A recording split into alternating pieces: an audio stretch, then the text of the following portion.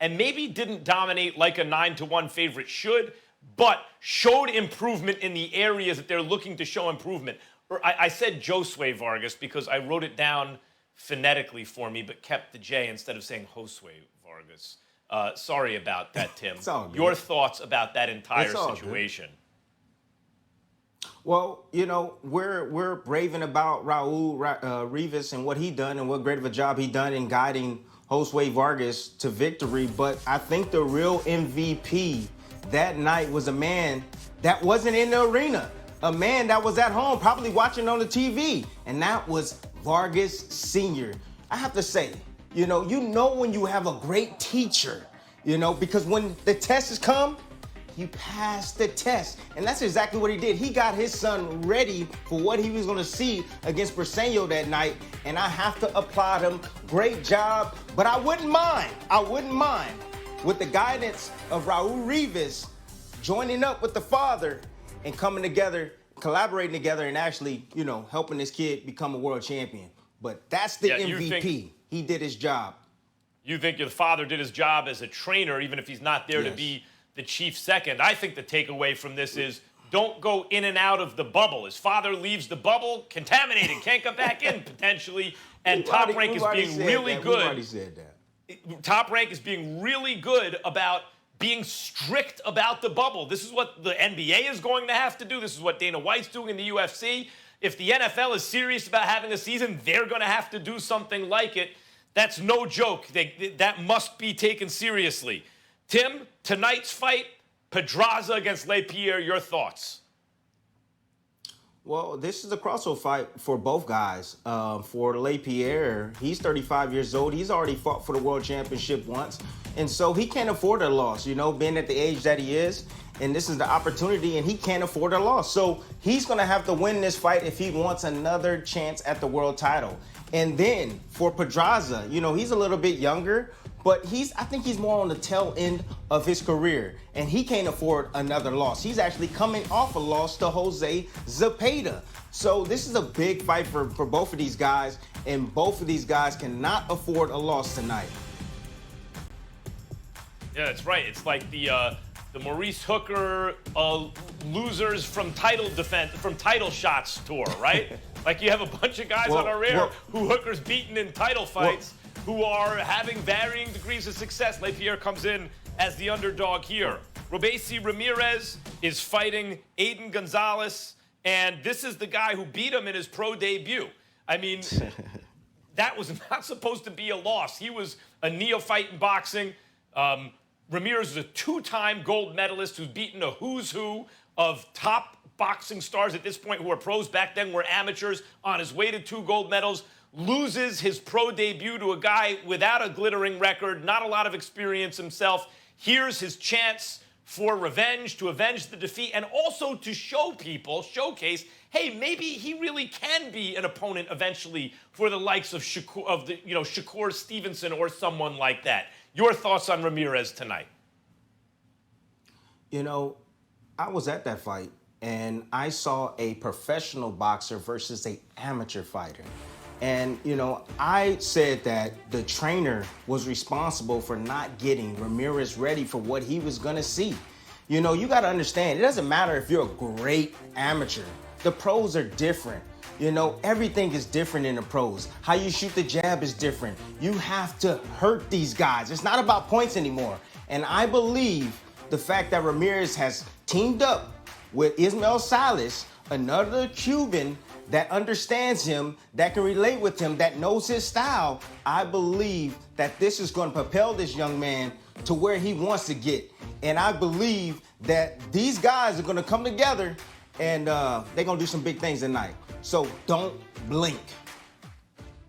Jarrell Big Baby Miller fails another PED test, Tim. And he has a great personality. I mean, if you're around the guy, he's impossible not to like.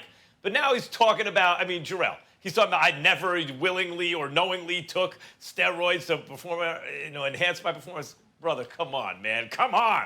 You keep failing PED tests. Your thoughts, Tim? This is the third time, Max. The third time. Not the second, but the third time. He also failed a drug test in mixed martial arts, I think it was kickboxing, he failed his drug test. But let me tell you something. Every fighter should understand and what they're taking and what they're putting in their body. Because yes, we are drug tested. So there's no excuses. And like I said, he has a history.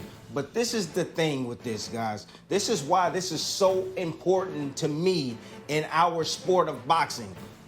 If, this being the hurt business, you get in the ring, you're there to hurt a man, okay? And then you inject this King Kong syrup into your veins now, and you become physically strong, and then you go in there and you go punch a man upside his head. Now, if you hurt a man or kill a man, in a ring, obviously it's okay. But when you taking steroids and you do that, now to me, that's first-degree murder.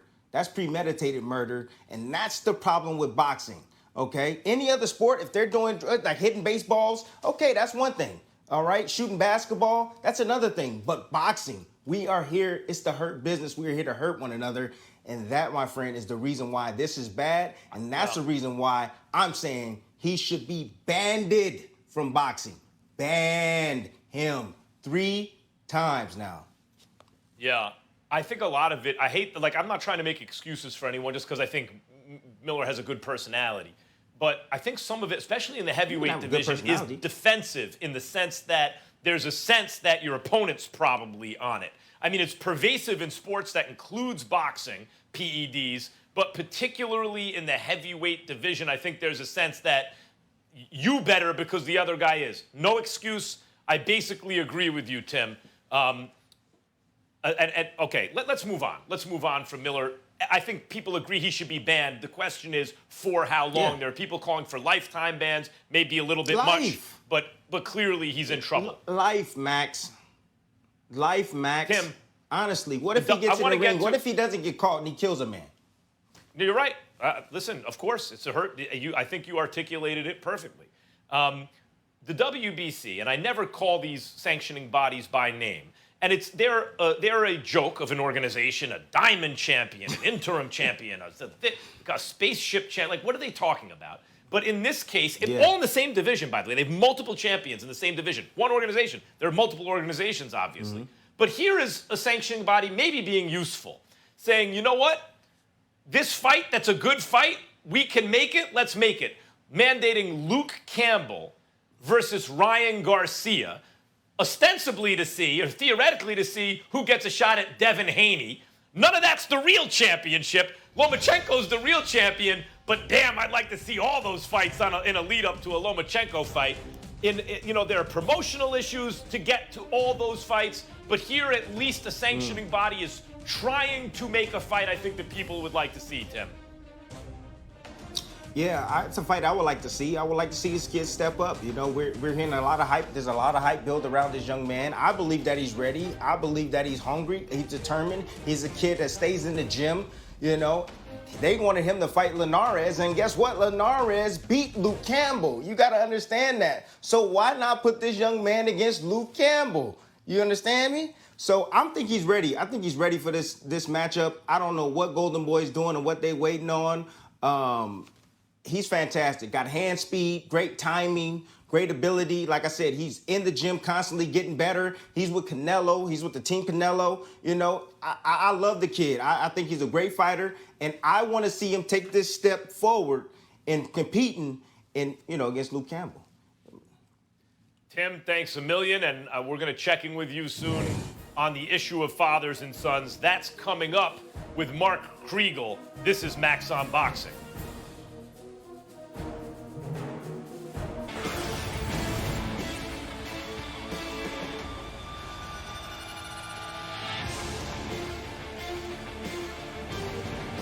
Welcome back to Max on Boxing. That is the Pedraza-LaPierre fight is tonight, 8 p.m. ESPN. We've had some good ones. Welcoming in now the great Mark Kriegel. I feel like calling you the esteemed Mark Kriegel. Class it up a little bit. Mark, there's been what's that? I'm all for that. Oh, there you go. The esteemed Mark Kriegel.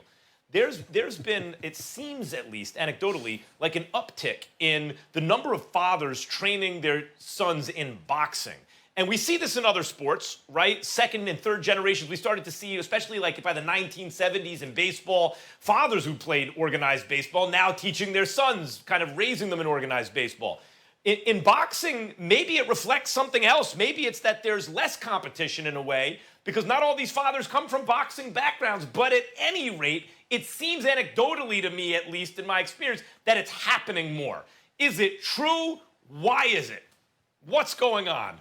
Well, it's true for sure. I mean, one of the real reasons we love the idea of Lomachenko and Teofimo getting together, it's the ultimate battle of boxing dads. We had a card last week with 6 guys trained by their fathers. The other night, Josue Vargas became a dramatic fight because all of a sudden his dad couldn't be in the corner with him. Tonight, with Pedraza, you're seeing a guy who's trained by his stepfather, but Pedraza considers that the only trainer and father he's ever had. It wasn't always like this, but boxing dads have changed the game. A Little League dad thinks his kid can get a hit off your kid.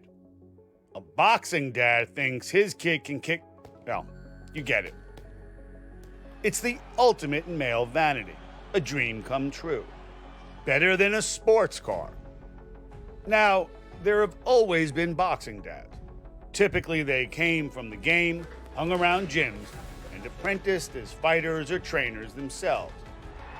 There was a sense, though, that you could only take your son so far. Eventually, the price was too great. In the ring and the relationship. But it's changed. Today's boxing dads seem front and center. Not boxers themselves, but inspired by their progeny. I didn't want him to be in the streets, so I trained him to fight. Self-taught, largely by YouTube, and perhaps even more ambitious than the champions they sired. I would never lie about my son. If my son sucks, he sucks. And he wouldn't be in this sport. Part of it's money, part ego. But if you see the fighter as yourself, your son is your fighter, you see nothing. You're blind. It took too long for the father to get up in there and stop this match. So disappointing. Just a note of caution before all your dreams come true.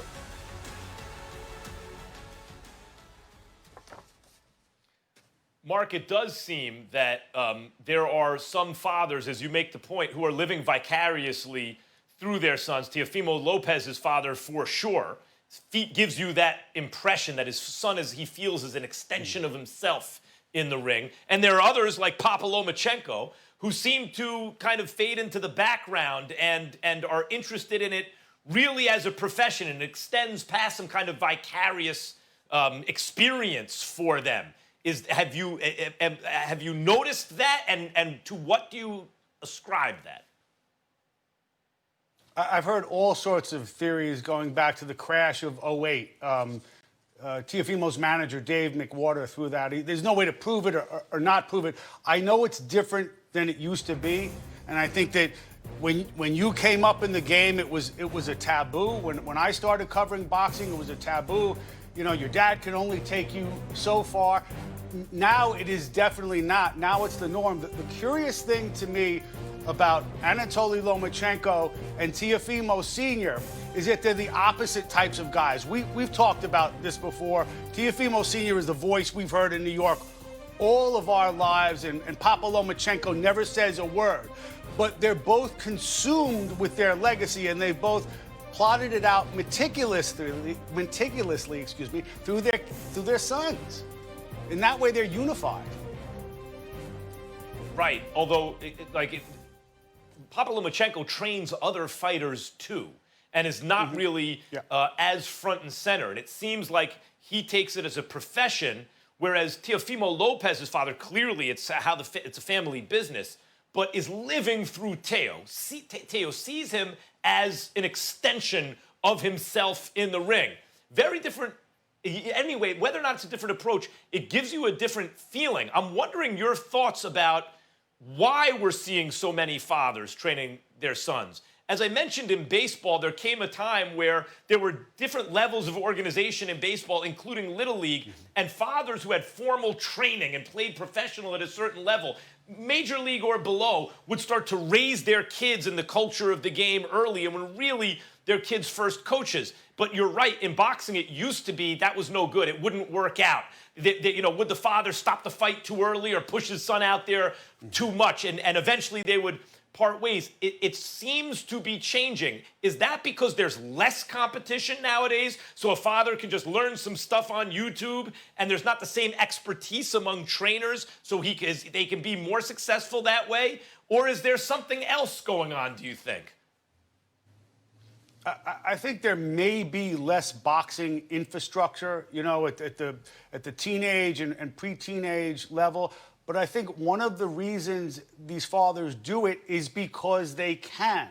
And there are certain things that are available that weren't available years ago. I hear it again and again and again from Teofimo's father, from Jose Benavides' father, from Gabe Flores' father. How did you learn the game? How did you learn to be a trainer? YouTube. That is a new phenomenon. Anatoly Lomachenko did not learn the game that way, nor did Eduardo Garcia, who might be the greatest trainer, the greatest dad trainer of all time, because he has sired and trained not one, but two champions in Robert and Mikey. He always goes overlooked. But I think a lot of it is YouTube, plain and simple. By the way, what enables guys. Yeah. The infrastructure point's a great one because with less formal infrastructure, especially in the amateur program in this country, it's more possible to have some success learning from YouTube. But it also indicates that fathers with real backgrounds are at an advantage. Yoel Judah did a great job with Zab, but because he came from a martial arts background and not a boxing background, maybe not as advantaged as Floyd Mayweather with his family because they come from a pure boxing background. But certainly both are more advantaged than a father who's learning it off YouTube. The great Mark Kriegel, the esteemed Mark Kriegel. Mark, appreciate it very much. We will talk soon on the air, I'm sure. This is Max on Boxing. Max Me Anything coming up.